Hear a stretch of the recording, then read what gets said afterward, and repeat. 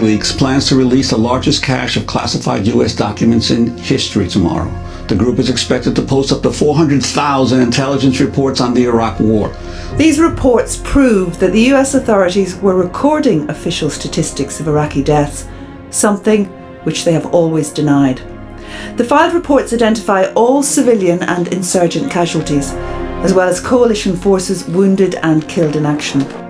15,000 previously unrecorded deaths to the current Iraq body count total. The logs record a total of 109,032 violent deaths between 2004 and 2009. The logs state that 66,081 of those deaths were civilians.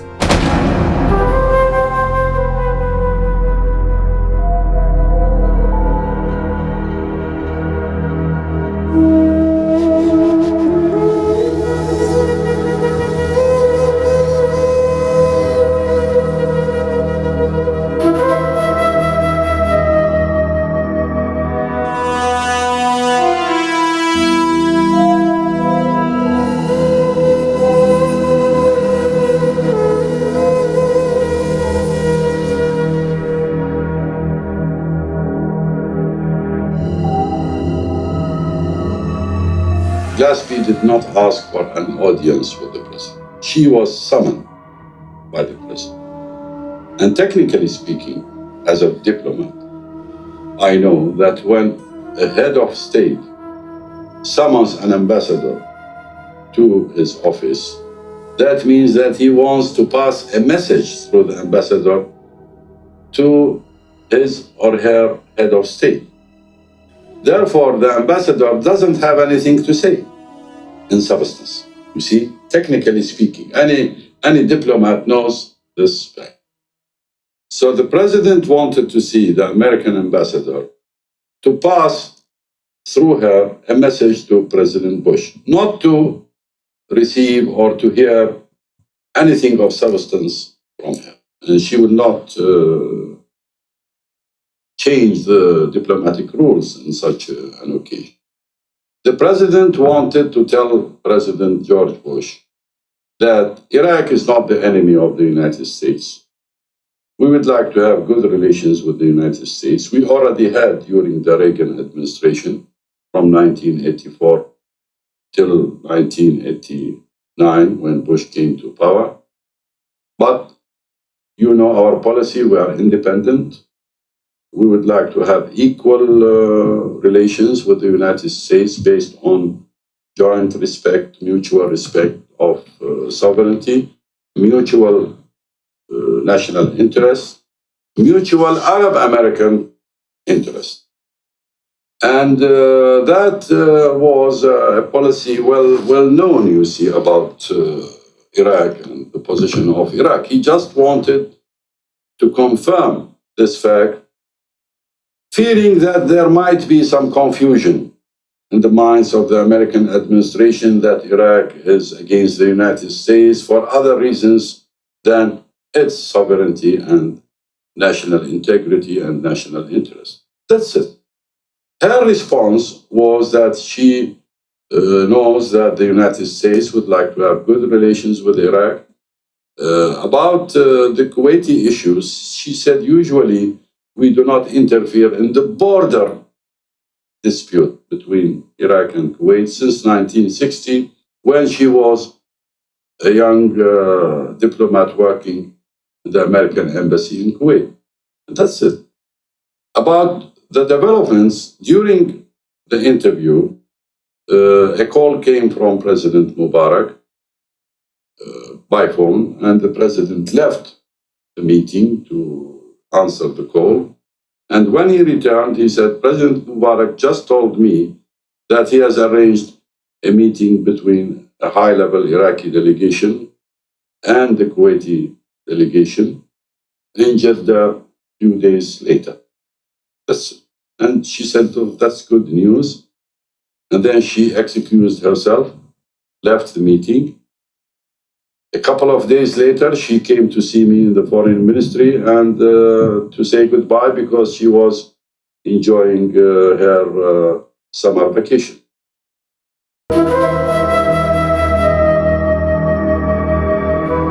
We don't know when her vacation is. She knows. And she, by a good judgment, as any professional ambassador would do, she wouldn't leave Iraq if she expects that Iraq is going to do something strange than usual. So she didn't have an idea about what will happen. And the conversation was just normal between her and the president, and nothing of substance was said by her. Prior to ordering our forces into battle, I instructed our military commanders to take every necessary step to prevail as quickly as possible. That the American ambassador doesn't know that Iraq is going to enter Kuwait, and therefore if there were preparations, which was true by the high officials in Washington for an aggression against Iraq, she technically doesn't know that. She doesn't know that we will enter Kuwait on the 2nd of August, and she doesn't know that there will be an immediate American aggression against Iraq. Therefore, she just went for a vacation.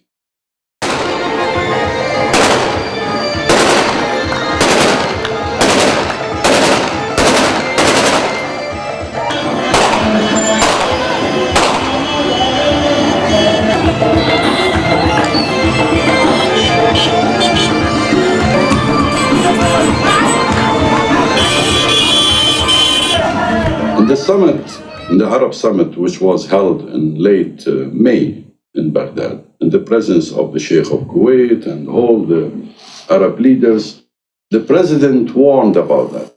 He said, you are flooding, dumping the market with extra quantities of oil, and this is hurting us. This is a war against Iraq.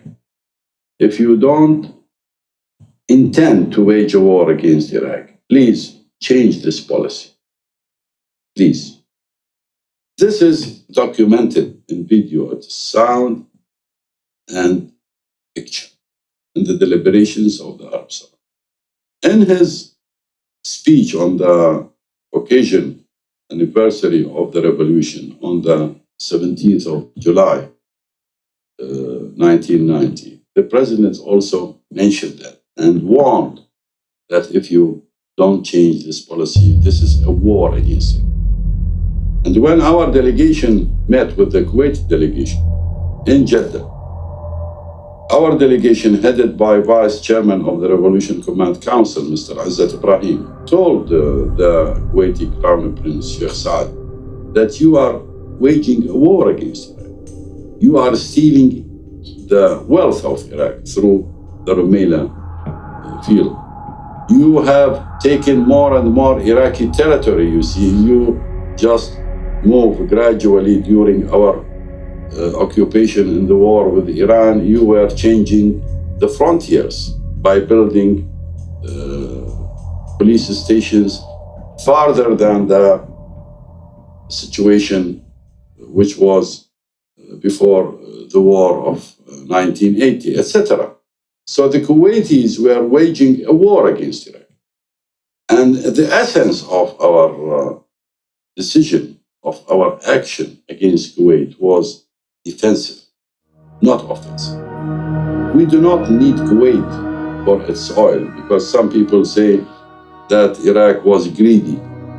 Iraq wanted to confiscate all the Kuwaiti oil. Iraq is a very rich country.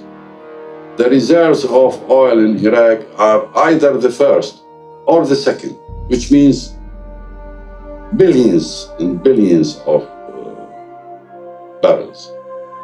But Iraq didn't want more oil. Iraq wanted to have a correct, balanced oil policy.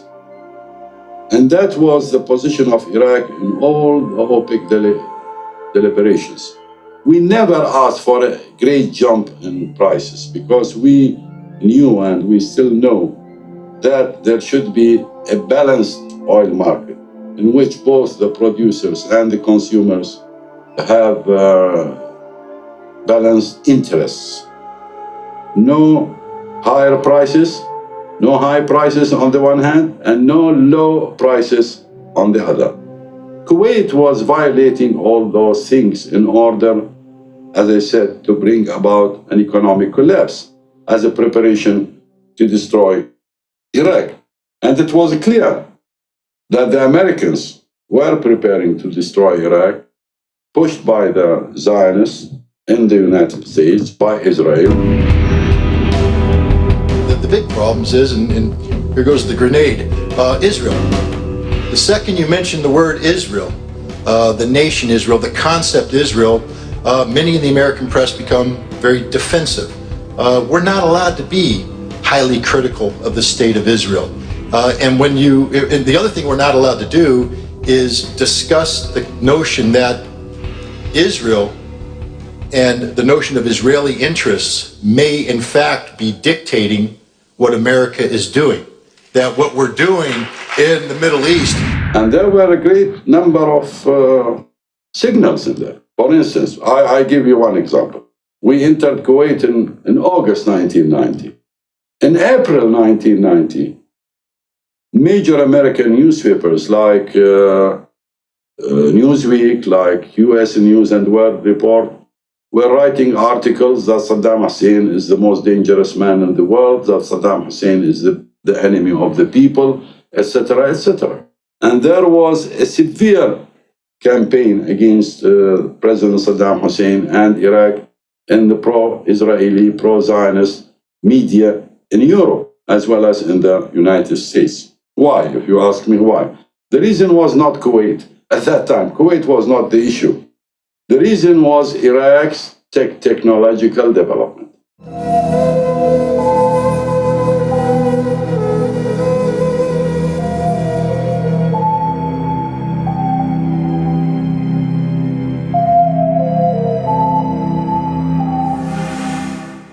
But in that period, in 1988, in 1989, in 1990, the Israelis, the Zionists, and America as well as in Europe, you know, were very fierce about Iraq because they hoped that Iraq would emerge from the war almost collapsed.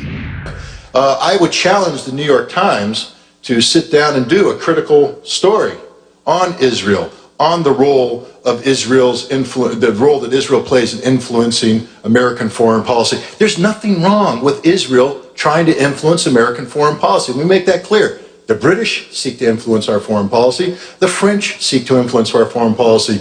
The Saudis seek to influence our foreign policy. The difference is when they do this and they bring American citizens into play, these Americans, once they take the money of a foreign government and they advocate on behalf of that foreign government, they register themselves as an agent of that government so we know where they're coming from. That's all I ask the Israelis to do. Let us know where you're coming from, because stop confusing the American public that Israel's interests are necessarily America's interests.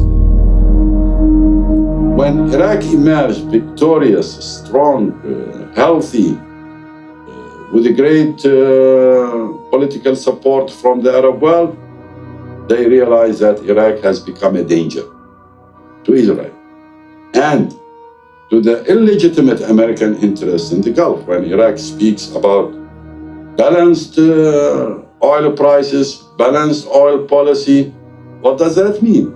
It means that each and every producing country in the region should follow a policy which is not acceptable by the American companies. The American companies would like to have cheap oil on the one hand. The American leadership administration would like to put its hand on the policy of the oil prices, to play with it, and to strengthen its influence in the world at large. You know, the country which has a great influence in the oil policy is a very powerful country. So with the weakening of the Soviet Union at that period, the Americans thought that it is their time, their opportunity to put their stronghold in the oil in the whole Gulf, including Iraq. But Iraq under Saddam Hussein and the Ba'ath Party and then patriotic leadership cannot obey them. Therefore, they have to destroy. And now, if you look at the American policy now, if it was Kuwait, Kuwait is over. We returned from Kuwait. Kuwait now is back. Now their major policy is to change the government. You see? So this policy is the same policy in 1989 and 1990. In my meeting with James Baker in October 1989 in Washington, in the State Department, I told him, you are conspiring against our leadership. He said, no. I said, Mr. Baker, I am not alleging stories. His is a prescription for war. And ladies and gentlemen, let me say this very bluntly. If his way of doing business prevails, there will be no hope for peace. You are telling our brothers in the Gulf, not the Kuwaitis.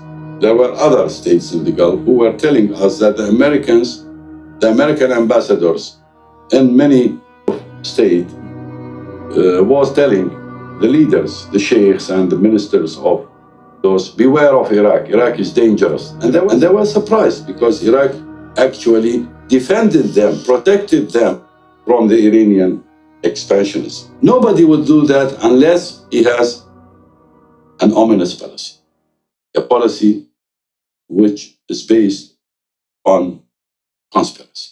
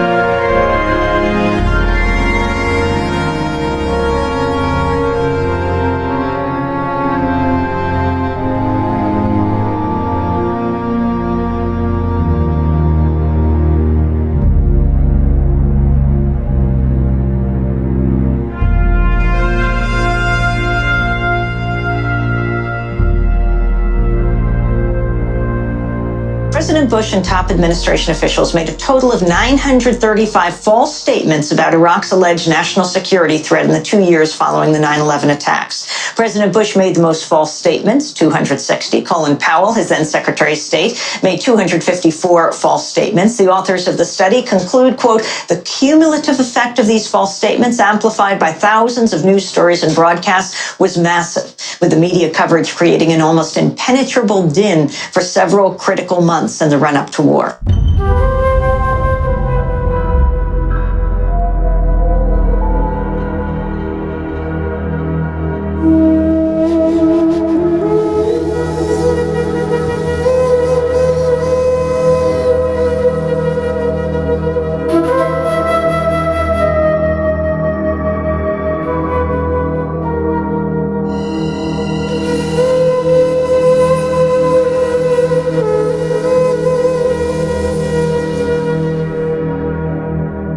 These are two honest men.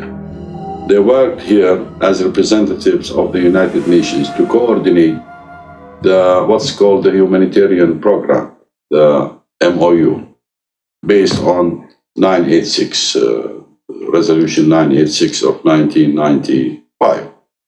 Well, these two gentlemen came to Iraq as UN officials and realized that first, this program is not helping the Iraqi people to the degree which alleviates the sufferings of the Iraqi people, against what was being said in New York. that this program is going to provide food and medicine and humanitarian needs to Iraq. It was not.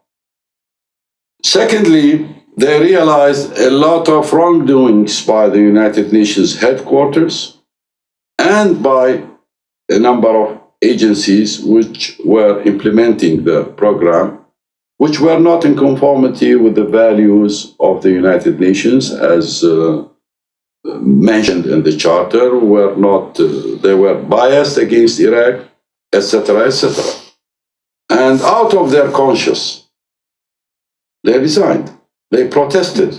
Those gentlemen, Hans von Sponik and before him Dennis Halliday, were not connected with UNSCO. They are United Nations, and they were working on the humanitarian program. And their resignation was because of that, because of the wrongdoings in the humanitarian program. Well, I would say the decision in February 2000 was a very difficult decision. I wanted to be in Iraq in order to help as much as was possible as a United Nations official to diminish, to reduce, to ease the suffering of the Iraqi people. But when you are day in, day out confronted with a Security Council, even with a United Nations Secretariat, that is telling you to continue with something that is basically wrong, that is basically inadequate, then you begin to think and you begin to wonder what is more important, your presence in Iraq, which cannot make a big difference, or to set a sign that there are United Nations officials that are not willing to accept to be manipulated and to be misused, as it seemed was the case when I served as the head of the Oil for Food program.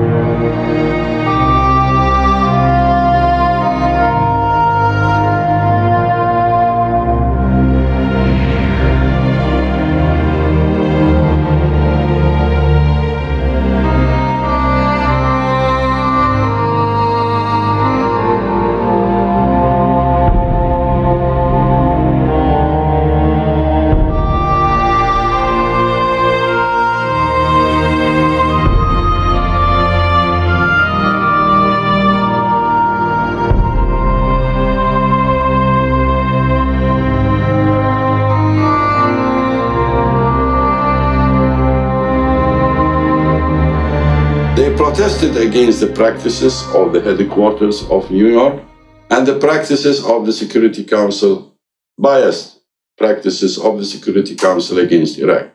And they made their position clear. Until now, they are telling the truth. They are meeting people, making press conferences, etc., telling the people why they resigned. And they are now protesting against the embargo, protesting against the use of depleted uranium. A report by the United States Secretary of Defense of November 4th, 1997 states that the armed forces used munitions of 105 and 120 millimeters with depleted uranium penetrators, and the Air Force launched A-10 perforating missiles from airplanes in 8,077 flight missions. The Air Corps, the report continues, during the Gulf War launched a total of 783,514 depleted uranium projectiles of 30 millimeters. The Marine Corps General Headquarters confirmed the use of 64,436 25 millimeter projectiles of the type PGU/20, also made with depleted uranium. A according to these official sources of the American administration and the British Ministry of Defense, the overall quantity of depleted uranium dropped on Iraq was over 400 tons. Use of depleted uranium against unjust UN resolutions, for instance, Resolution 1284 and so-called smart sanctions. So their position is humanitarian, legal, concerning the humanitarian situation in Iraq. Anscombe, Butler, and Scontrator are different.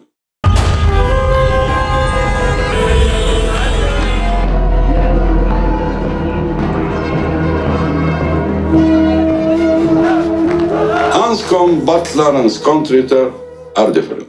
They were working on the disarmament business. Well, Anscombe, from its beginning in early 1991, was not a United Nations disarmament agency.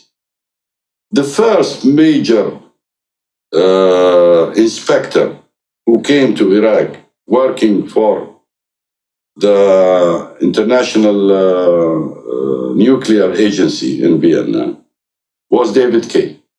David Kay was a CIA person.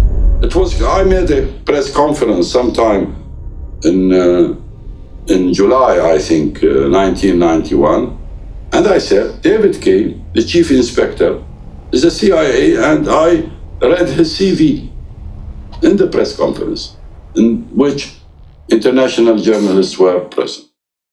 So from the very beginning, the Americans, and then the Israelis and the British used Anscombe and Anscombe personnel, even during the Echios period, to spy on Iraq.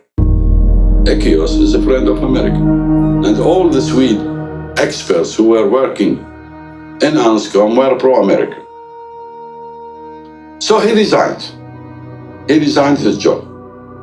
And they brought Butler to change the policy because Butler was not very careful about his personal integrity. I have to admit that Echios was pro-American, was serving the Americans perfectly, but he wanted to keep his integrity in front of the Security Council, in front of countries like France, Russia, etc.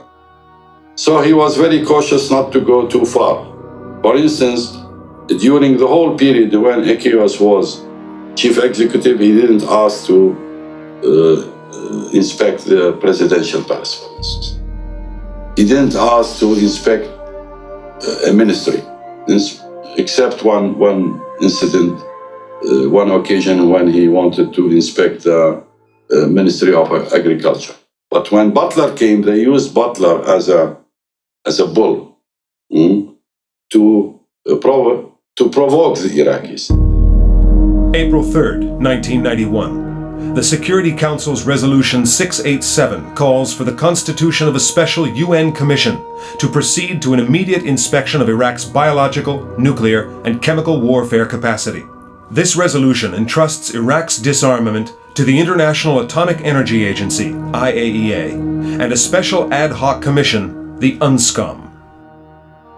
Between 1991 and 1998, during their 8 years' work in Iraq, the UNSCOM officials visited more than 9,000 sites and destroyed 48 long-range missiles, 40 non-mobile launch pads, 30 chemical warheads, 38,537 chemical munitions, 275 tons of chemicals, and 100 tons of solid explosives. Hundreds of machines and thousands of units of chemical, biological, strategic, and ballistic equipment were completely destroyed. The entire ballistic arsenal of Iraq was dismantled. Iraq was disarmed. I firmly believe that the motivation and the motives of a person like Richard Butler had a lot to do with the political decision-making in Washington and in London. I think history will ultimately come to the conclusion that it was Mr. Butler who is squarely to be blamed for having provided to the Americans and the British the key in December, in fact on the 15th of December 1998, to open the door for the bombardment against Iraq and for the intensification of the conflict between the Security Council and Iraq. Come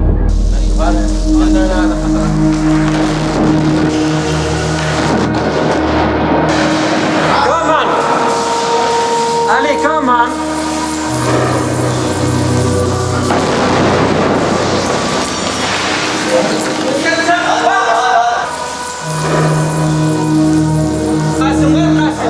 The most important meeting, which was televised and documented in sound and picture, was a meeting in August 1998.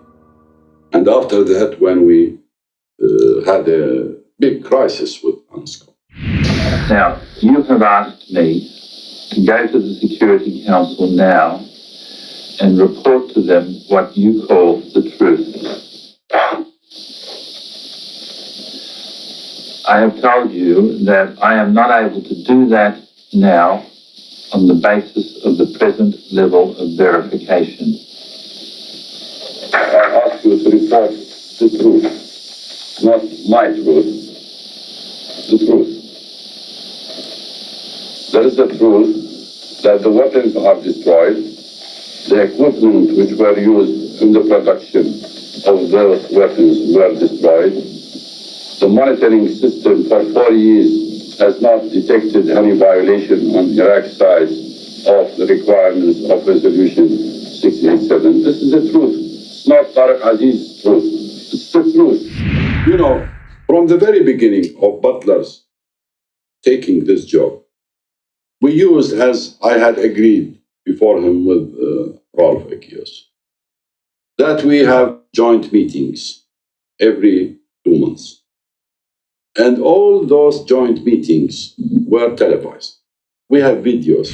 Iraq has no right to determine what is major and what is minor and what is needed to satisfy the Council's requirements. I don't see that anywhere in the legislation. Has no right to determine what is major and what is minor. As a common sense in this world, it is possible to discuss between civilized people what is major and what is minor. Anybody could take those documents and search in them the wrongdoings of Butler on the one hand, the way he dealt with matters which were not honest and not based on professional way of doing disarmament business. September 1998. Iraq accuses Richard Butler and the UNSCOM officials of working for the CIA and of feeding information to the American Secret Services. Western government spokesmen and the media react, saying, "Yet another story by Saddam Hussein to avoid UNSCOM inspections." Mr. Butler chose to be confrontational. There's evidence, documentary evidence to this effect. I've seen the video that showed the last meeting between Mr. Tariq Aziz and Richard Butler and their two teams. It was very clear to me that Mr. Butler was an insensitive person who had shut his eyes to all those aspects that were not in line with the objectives that he was pursuing. And the outcome we know. Iraq does not possess any equipment which can produce such weapons. They were destroyed. We don't have any physical evidence contrary to the Iraqi declaration. Say that and relieve your conscience. I cannot do that. Okay. And I have a clear conscience about it.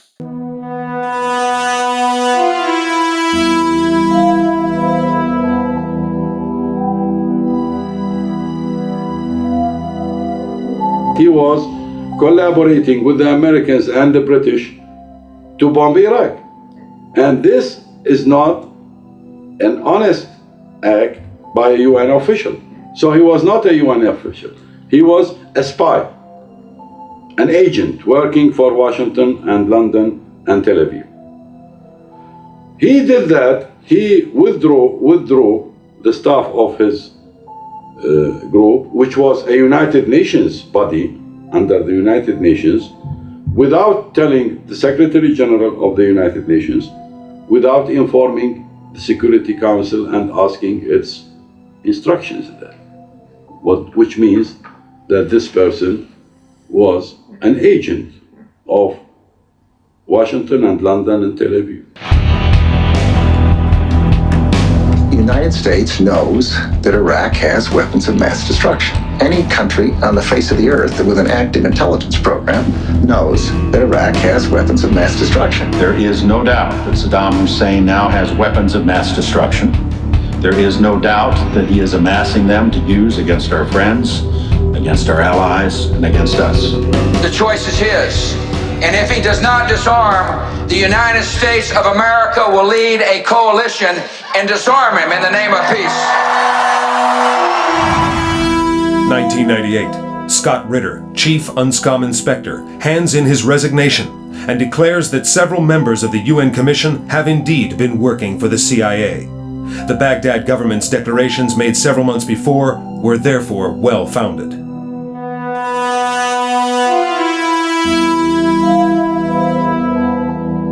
Scott Ritter confirms to the international press that the information gathered by the UN officials was sent to Richard Butler to be sent on later to the American administration. The Washington Post, which had uncovered the affair several months previously, does not publish the story after being warned by the Pentagon of the danger it represents for national security. For its part, the New York Times reveals that a spy had entered Iraq last March under the cover of the United States operation, with a mission to transmit information directly back to the United States by satellite. The international community about the threat in Iraq. There cannot be any question that they honestly thought these weapons exist. The reason why I knew these weapons didn't exist is because I had access to the exact same information they had access to. You could not draw any other conclusion than the one I drew. Now, I have to refer at two important facts. The film which was made by Scott Ritter and published and seen in the United Nations headquarters, he said that in 1998, the job of disarmament in Iraq was finished. It's stunning that we have a situation today where our government has been caught out in one of the biggest lies told in modern times. Ladies and gentlemen, what has transpired in the last 2 years is a graver abuse of honor and integrity by elected officials than Watergate. Okay, this is Scott Ritter. 1 or 2 days later, a question was made to the spokesman in the Quai d'Orsay in Paris. I asked him, what do you say about what Scott Ritter said? He said, this is our position. Before Scott Ritter started talking about this, the French evaluation of the situation was that the disarmament part of the job was finished. What you will see is an accumulation of facts and disturbing patterns of behavior.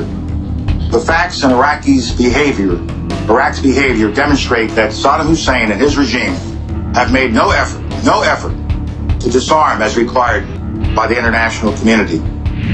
And we were we were careful about the future, about monitoring, you see. And this is very important statement by a permanent member. So the question is, if the disarmament portion of the work was finished, according to Resolution 687, which says that if Iraq completes its obligations in paragraphs 8, 9, 10, 11, 12, and 13, paragraph 22 of the resolution will be implemented, which means full lifting of the economic embargo.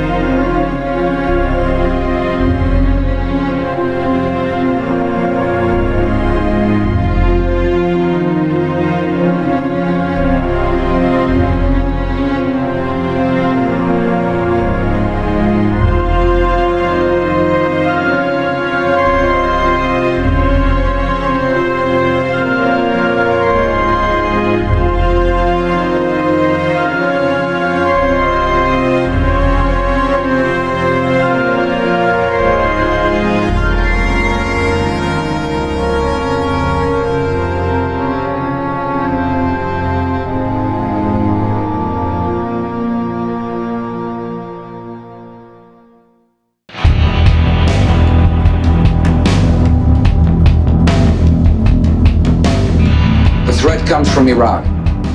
It possesses and produces chemical and biological weapons. It is seeking nuclear weapons. You see? So the French acknowledge now that in 1998, we had the right to ask for the full implementation of paragraph 22, which means lifting all the economic embargo. Okay. This did not happen. Few months later, in 1998, in December 98, we were attacked by the Americans and the British against the will of the Security Council. What does that mean? Which means that the Americans and the British and the Israelis and the Zionists behind them didn't want the implementation of Resolution 687, which is the basic resolution after the Gulf War, which is called the ceasefire resolution, which is a big package with many, many paragraphs in it.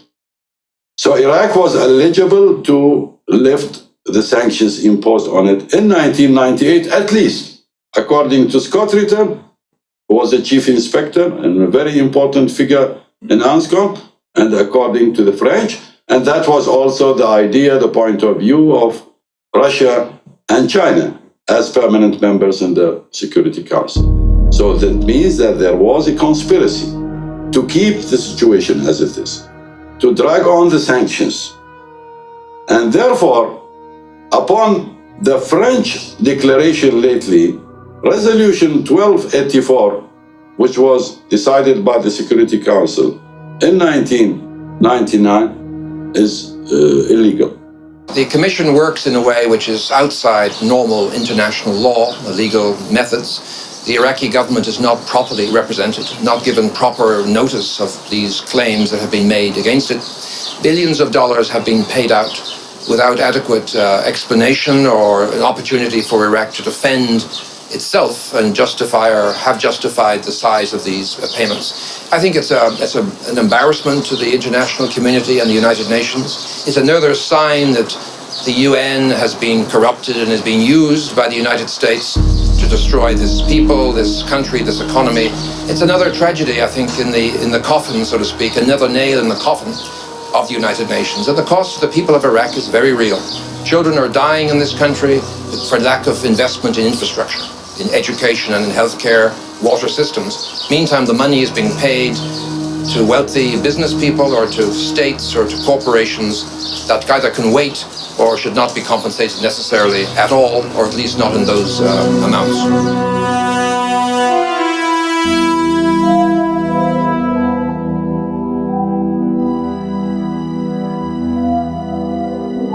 I know Mr. Kofi Annan. I'm a friend of his. When we speak, we speak in the first name.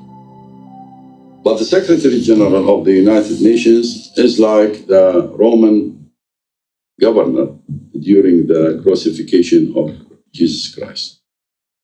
He was sitting in the chair, and after the trial, he asked for water and cleaned his hands and said, I'm not going to take responsibility for this good man.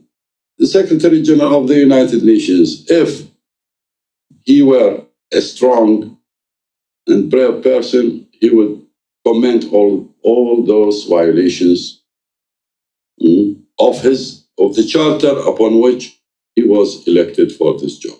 But he is not. He's just like the Roman ruler in Jerusalem during the crucifixion of Christ. He doesn't want to take responsibility in that. I have no other comment.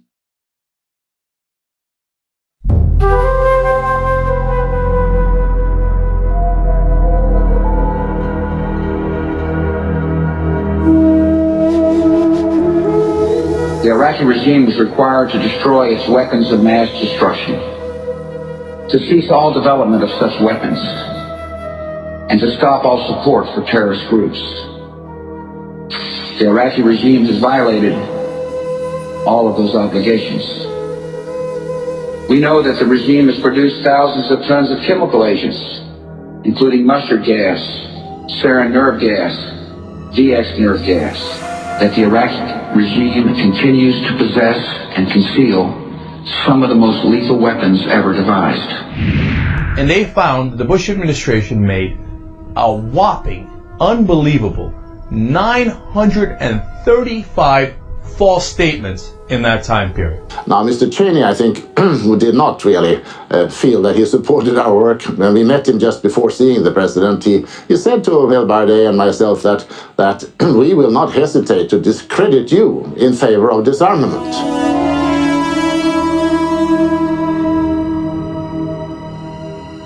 Iraq implemented all the major provisions in that resolution. The disarmament, accepted the monitoring, recognized Kuwait and the sovereignty of Kuwait, accepted Resolution 833, which decided for the first time in the history of the United Nations the borders between Iraq and Kuwait, so Iraq was eligible to lift all the sanctions. So Bush 259 times, 231 were about weapons of mass destruction in Iraq, 28 were about Iraq's links to Al-Qaeda.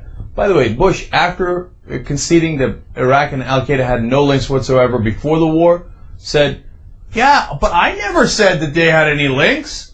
Well, that's why I love that they did this study, because they're like, well, I see that's not really true. You said they had links 28 different times. There was no item remained to be done by Iraq. The Security Council was honest and just. They would have decided in 1998 the whole lifting of sanctions. If we want to look at the truth that Mr. Butler had such great difficulty looking at in the time he led UNSCOM, I think we have to be open and bring these aspects out, even though they constitute a rather bleak and dark chapter in the history books of the United Nations. I don't want to hear the rhetoric of the Bush administration that we're pursuing democracy. Ladies and gentlemen, nothing we are doing in Iraq has any relationship with democracy and the notion of democracy.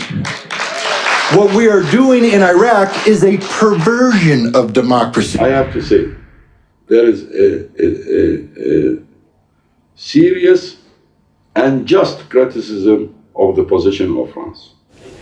Nous pensons qu'aujourd'hui, rien ne justifie d'envisager l'action militaire. When Bush lied 259 times and his administration lied 935 times, people died. A lot of people died. It's a war. They are waging a war against a sovereign nation which is illegal and aggressive in its nature. The majority of the American people trusted the president, and why shouldn't they? He had spent the better part of the last year giving them every reason why we should invade Iraq. Saddam Hussein has gone to elaborate lengths, spent enormous sums, taken great risks to build and keep weapons of mass destruction. Saddam Hussein is determined to get his hands on a nuclear bomb. Nuclear weapon, nuclear weapon, nuclear weapon. Active chemical munitions bunkers, mobile production facilities. We know he's got chemical weapons. He's got them. He's got them. He's got them.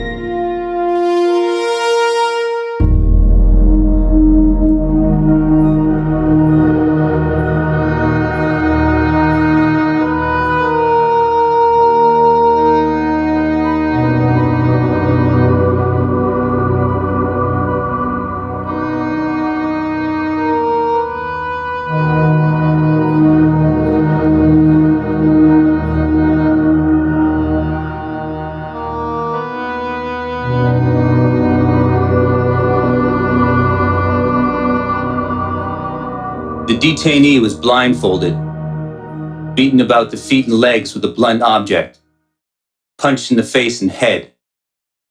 Electricity was used on his feet and genitals, and he was sodomized with a water bottle.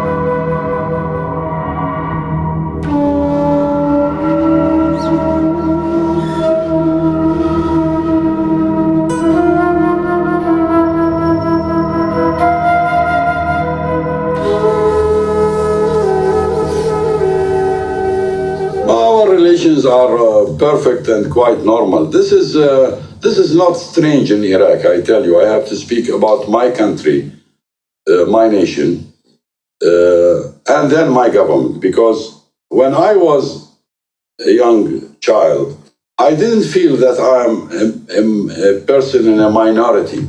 I felt as an Iraqi citizen. And all my colleagues and friends in the school, in the primary school, in the high school, they did not treat me as a Christian and they are Muslims. They treated me as a friend, their colleague, and I treated them like that. This is the way the Iraqi society lives. You can find a home, a house in which a Christian family lives, another house, a Muslim family lives.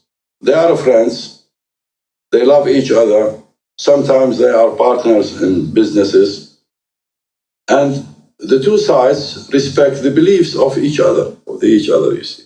And in many cases, I have to tell you, and you can witness that. If you go now to a church here in Baghdad, in the name of Mary the Virgin, you would find a lot of Muslim women lighting candles in that church. You might also witness, if you go to Sheikh Abdul Qadir al-Gailani, if you go to the mosque of Al-Hussein, Imam Al-Hussein, Imam Al-Abbas, you would find Christians also praying there, you see. Which means that both Muslims and Christians respect each other and respect each other's faith. Christians respect the Muslim faith and the Muslims respect the Christian faith.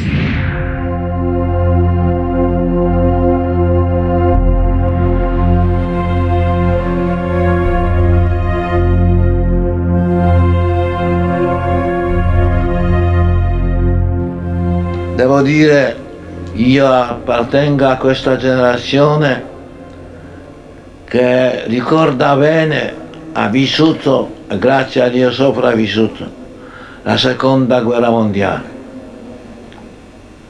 E per questo ho anche il dovere di ricordare a tutti questi giovani, più giovani, che non hanno questa esperienza, di ricordare e di dire mai più la guerra, ma sappiamo tutti quanta grandissima responsabilità per questa decisione. This is one fact. This was not created by Saddam Hussein and the Ba'ath Party. As I said, that was the practice in the Iraqi society.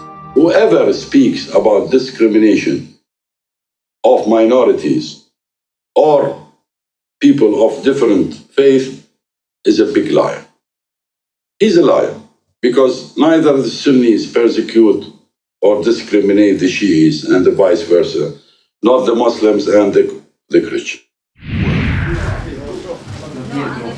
The Christian countries, if they participate in such a war of aggression, it will be interpreted by the Arab and Muslim world as a crusade against the Arabs and against Islam.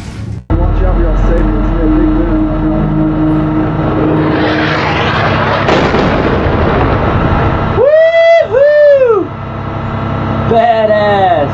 That was sweet. Hell yeah! The big cleanup has begun at this Catholic church in Baghdad. This was the scene of a terrible attack on Christian worshippers, which began at dusk on Sunday. Iraqi forces stormed the building to try and rescue the trapped worshippers. Around 152 people are expected to have died in the attack, with dozens more still wounded. It's not clear if the victims were killed at the hands of their attackers or during the rescue attempt. What Saddam Hussein and the Ba'ath Party did during the last 30 years is that they institutionalized this fact. Now, it's an institution, it's a constitution in Iraq. that each and every Iraqi is respected as a citizen and he has full rights. Therefore, nobody was surprised when a person like me was chosen to be a deputy prime minister or a foreign minister or before that an information minister. He's an Iraqi. And he is one of the members of the leadership of the ruling party. And nobody looks at that as strange. Therefore, I'm quite in a very comfortable situation with my colleagues. And we all respect each other's faith. That's it.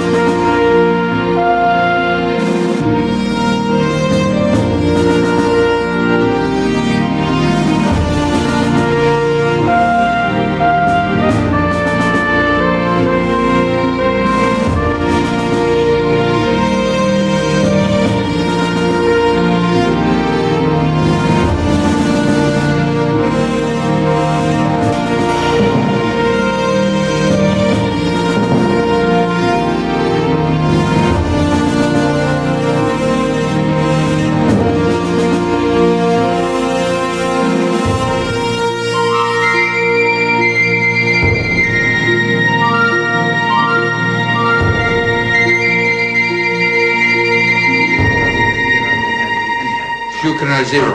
شكرا.